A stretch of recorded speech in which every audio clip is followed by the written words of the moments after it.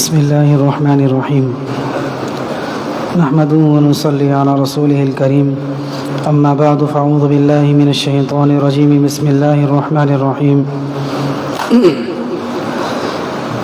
يا أيها الذين آمنوا إذا قمتم إلى الصلاة فاغسلوا وجوهكم وأيديكم إلى المرافق وامسحوا برؤوسكم وأرجلكم إلى الكعبين وقال تعالى إن الله يحب التوابين ويحب المتطهرين صدق الله العظيم. درود شریف پڑھ لیجیے.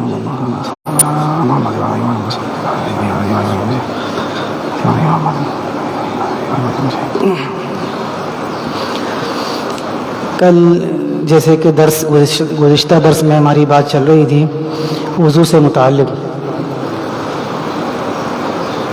جب کل میں نے درس آپ حضرات کے سامنے دیا وضو سے متعلق کچھ باتیں اس کے فضائل بیان کیے تو درس کے بعد کچھ حضرات انہوں نے مجھ سے ملاقات کی اور مجھ سے کہا کہ آپ نے وضو سے متعلق باتیں کی ہے تو کیا یہ اچھا ہو کہ وضو کا سنت طریقہ بھی بیان کر دیا جائے کہ وضو کا سنت طریقہ کیا ہے, وضو کے فرائض کیا ہے.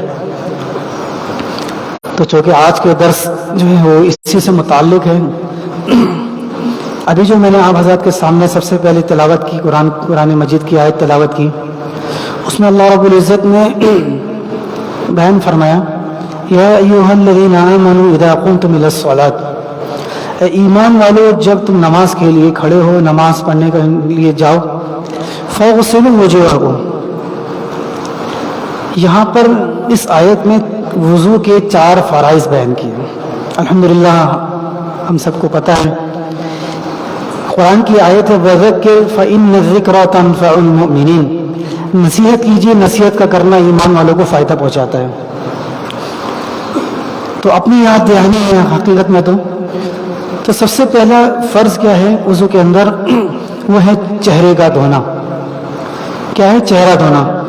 چہرہ کس طریقے سے, جیسے پیشانی کے بالوں سے لے کر تھوڑے کے نیچے تک ایک کان کی لو سے دوسرے کان کی لو اس کے درمیان کا جو حصہ ہے یہ پورا چہرہ کہلاتا ہے. تو سب سے پہلے وضو کا جو فرض ہے وہ ہے چہرے کو دھونا. یہ چہرہ جو کہلاتا ہے اس چہرے کے اندر اس چہرے کے درمیان کا کوئی بھی حصہ اگر خشک رہ گیا تو آپ کا فرض ادا نہیں ہوگا. تو سب سے پہلا فرض کیا ہے چہرے کو دھونا. آگے فرمایا وَأَرْجُلَكُمْ إِلَى الْكَعْبَيْنِ. دوسرا فرض یہ ہے کہ اپنے دونوں ہاتھوں کو کوہنیوں سمیت دھویا جائے. دونوں ہاتھوں کو کوہنیوں سمیت دھویا جائے, یہ دوسرا فرض. اس کے بعد فرمایا وَامْسَحُوا بِرُؤُوسِكُمْ. اپنے سر کا مسح کیا جائے. کیا کیا جائے؟ اپنے سر کا مسح کیا جائے, یہ تیسرا فرض. آگے فرمایا کہ وَأَرْجُلَكُمْ إِلَى الْكَعْبَيْنِ, کہ اپنے دونوں پیروں کو ٹخنوں سمیت دھویا جائے. سب سے پہلا فرض چہرے کو دھونا, دوسرا دونوں ہاتھوں کو کوہنیوں سمیت دھونا, اور تیسرا سر کا مسح کرنا, اور چوتھا جو ہے دونوں پیروں کو ٹخنوں سمیت دھونا. یہ تو وضو کے فرائض میں سے ہے.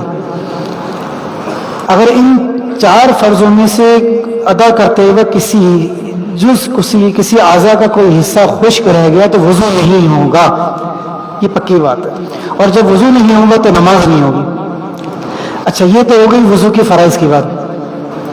آگے چونکہ وضو کی سنتیں, وضو کا سنت طریقہ کیا ہے وہ یہ ہے کہ سب سے پہلے تو وضو کرنے سے پہلے بسم اللہ پڑھ لینا, اور پھر انسان نیت کرتا ہے کہ میں وضو کر رہا ہوں تو اس میں یہ نیت کر لی جائے کہ میں وضو کر رہا ہوں اور سنت کے مطابق نیت کر رہا ہوں. یہ تو دل نیت جو ہے اصل میں وہ دل سے ارادے کا نام ہے.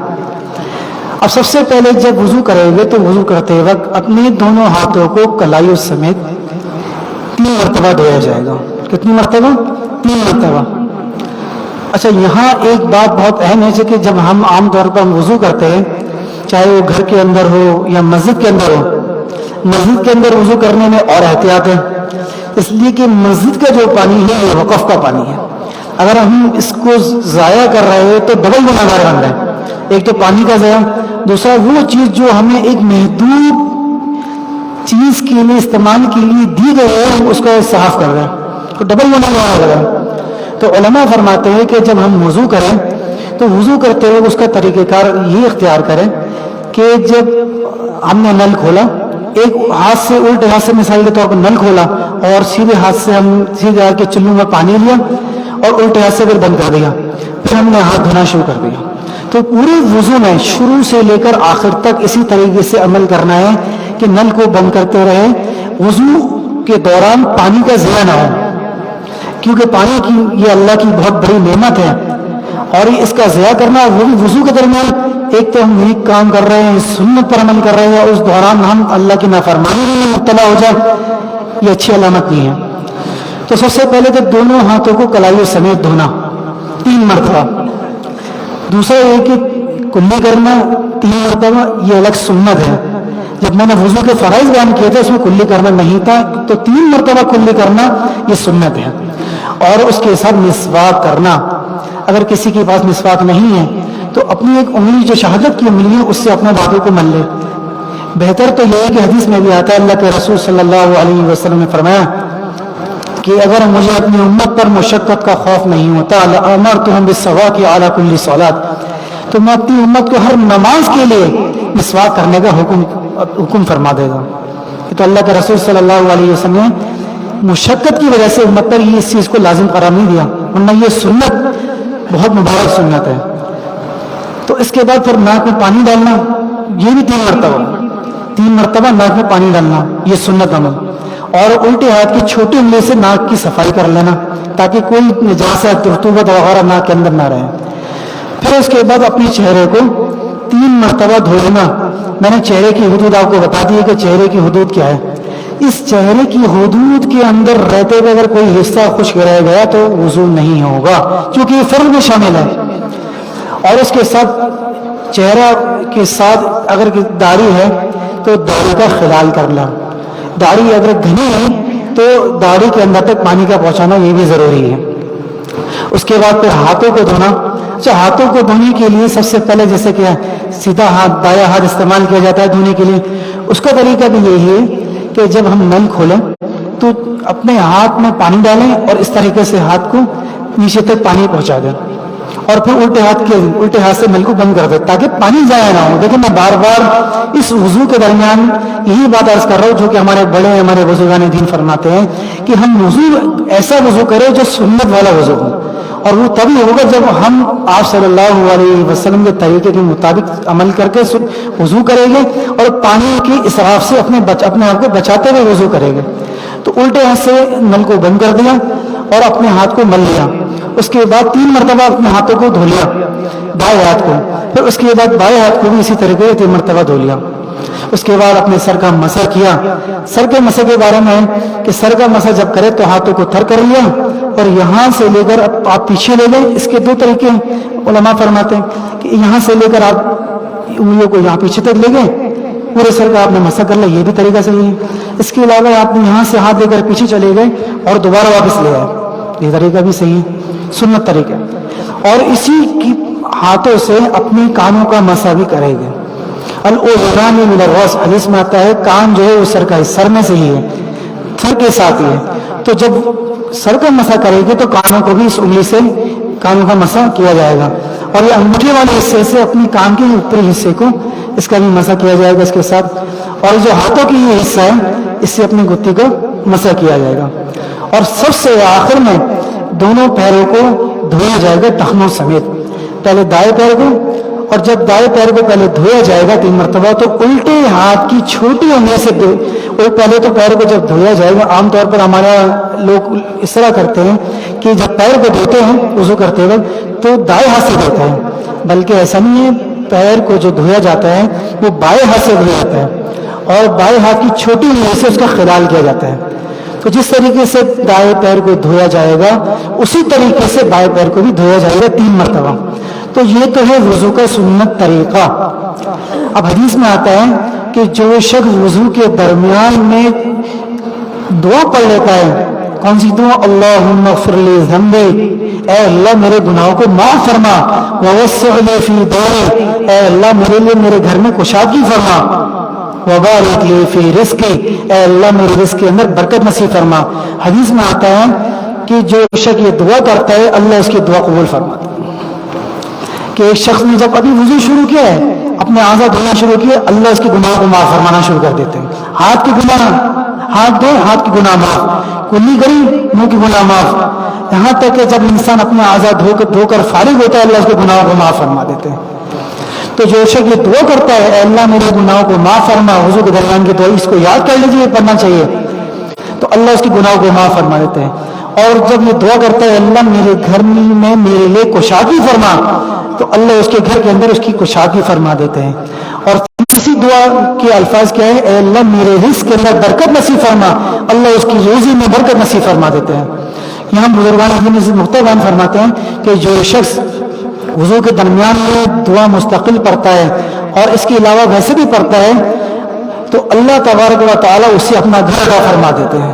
یہ بزرگ کی بتایا گیا مجرب عمل ہے کہ جس کا اپنا گھر نہ ہو، وہ یہ دعا پڑھنے کا معمول ہے کہ اللہ اسے اپنا گھر عطا فرما دے. تو ایک اس کے بعد پھر آخر میں ہے وضو کے بعد کی دعا. حدیث میں آتا ہے کہ جو شخص وضو کے بعد کی دعا پڑھتا ہے، اللہ تبارک و تعالیٰ اس کے لیے جنت کے 8 دروازے کھول دیتے ہیں، جس دروازے سے چاہے جنت میں داخل ہو جائے. چونکہ وضو کا ایک مصنوعی طریقہ ہے، لیکن یہاں پر میں آپ حضرات کے سامنے ایک انتہائی مبارک سنت کا ذکر کرنے جا رہا ہوں، اور کوشش کیجیے انشاءاللہ کہ وہ اس سنت پر انشاءاللہ ضرور عمل کرے گا. آج کے دور میں اس سنت کا فقدان ہے. یہ کہلاتا ہے مدھ. سے دیکھ لیجیے یہ کیا کہلاتا ہے، مدھ. جیسے کہ ہمارے دور میں لیٹر اور گیلن وغیرہ استعمال ہوتا ہے، اللہ کے رسول صلی اللہ علیہ وسلم کے دور میں مدھ اور سا استعمال ہوتا ہے. مدھ اور سا یہ ایک پیمانہ ہے.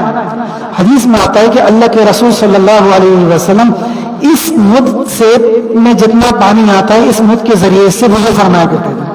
اب سوچئے اس میں کتنا پانی آئے گا، 775 ملی لیٹر پانی آتا ہے. حساب کر لے گا کم و بیش 775 ملی لیٹر پانی آتا ہے. اگر ہم اپنے وضو کا محاسبہ کریں تو ہمارے وضو کے دوران جب ہم پانی استعمال کرتے ہیں آدھی بالٹی بن جاتی ہے.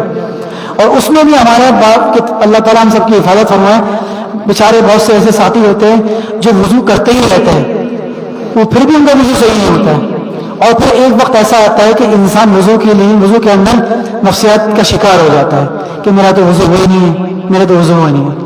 تو یہ وہ چیز ہے، یہ وہ پیمانہ ہے کہ رسول اللہ صلی اللہ علیہ وسلم اس مدھ کے ذریعے سے وضو فرمایا کرتے تھے. کوشش کیجیے اس مدھ کو خرید لیجیے، ہر جگہ مل جاتا ہے. ہم لوگوں کو کہیں نہ کہیں تو مل جائے گا. یہاں پر جو ہے کتابوں کی دکانوں میں، بناؤ ٹاؤن کی طرف بہت ساری جگہ پہ اب تو آج الحمدللہ یہ عام ہو چکا ہے. تو اس کے اندر جتنا پانی آتا ہے رسول اللہ صلی اللہ علیہ وسلم اس مدھ کے ذریعے سے وضو فرمایا کرتے تھے. تو بزرگان دین فرماتے ہیں اس مدھ کے 3 بڑے فائدے ہیں. سب سے پہلا فائدہ کیا ہے، اپنی بات ختم کرتا ہوں تھوڑی سی بات کر کے، کہ جو شخص اس مدھ کے پانی سے وضو کرے گا اللہ تبارک و تعالیٰ اسے سنت کا ثواب عطا فرمائے گا. دوسری بات، جو شخص اس مدھ کے ذریعے سے وضو کرے گا، مدھ کے پانی کے ذریعے، اس کو اللہ تبارک و تعالیٰ اسراف سے بچا لے گا، پانی کے ضائع ہونے سے. اور تیسرا فرمان حدیث میں آتا ہے، اللہ کے رسول صلی اللہ علیہ وسلم دعا فرمائی، اللہم بارک لنا فی ثمرنا وبارک لنا فی مدینتنا وبارک لنا فی ساعنا وبارک لنا فی مدنا. دعا فرمائی اللہ کے رسول صلی اللہ علیہ وسلم نے. تو فرمایا کہ جو شخص اس مدھ کے پانی سے وضو کرے گا اللہ کے رسول صلی اللہ علیہ وسلم کی دعا سے لگ جائے گی. کتنی بڑی نعمت ہے، آپ صلی اللہ علیہ وسلم کی دعا حاصل ہو جائے گی ہمیں. اس سے بڑی نعمت ہو نہیں سکتی کہ اللہ کے رسول صلی اللہ علیہ وسلم کی دعا میں لگ جائے. تو میری آپ حضرات سے گزارش ہے کہ اگر بالفرض اگر کوئی نہیں لے سکا یہ پیمانہ یہ مدھ، تو 775 ملی لیٹر کا جو پیمانہ ہم خود اس کو نوٹ کر سکتے ہیں، اتنے پانی سے ہم وضو کر لیں. علماء فرماتے ہیں اتنے پانی 775 ملی لیٹر کے پانی سے وضو کرنے سے بھی سنت ادا ہو جائے گی انشاءاللہ.